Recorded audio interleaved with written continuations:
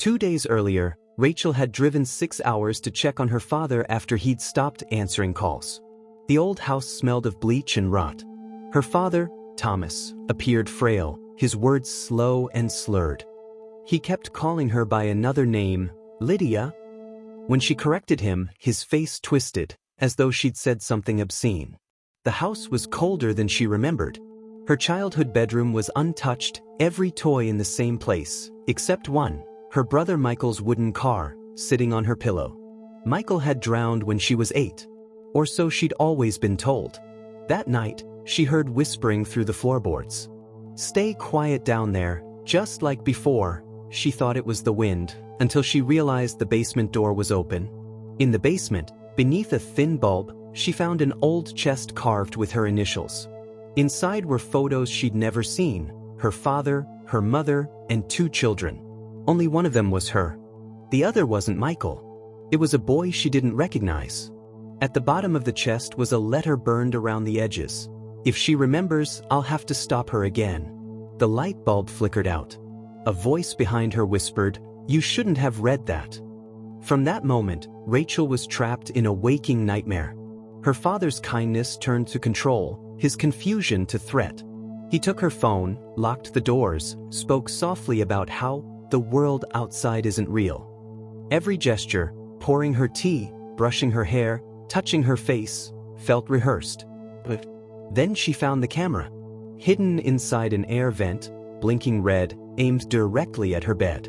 Rachel discovered dozens of files on an old laptop, videos of herself sleeping, playing, crying. Some dated from just last week. One video showed a child, her brother Michael, screaming as Thomas dragged him out of frame.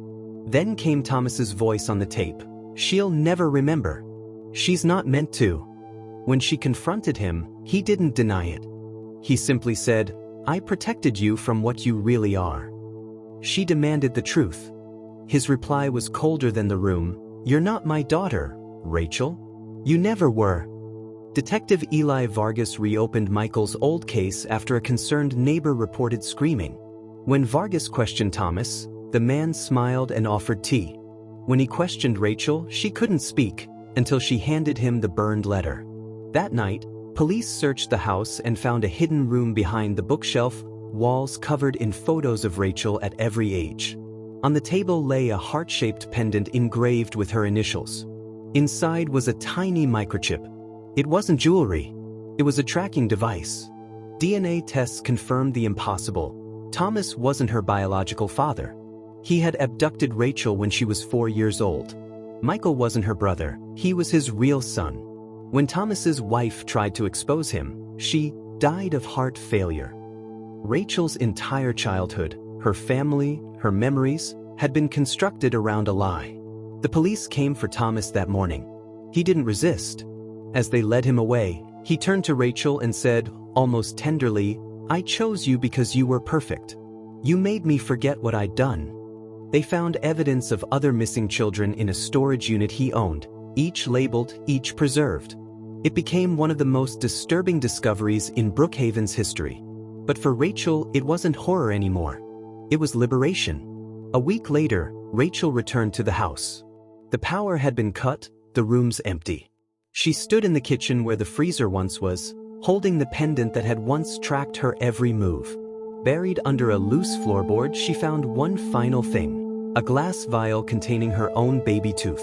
A note beside it read, "You were always the one I wanted to keep." Rachel burned the letter. Then the house. When Detective Vargas asked her what she planned to do next, she looked at the rising smoke and said, "I'm going to find out who I was before he decided who I should be." And as the flames consumed the last of the house, the silence that had ruled her life finally broke.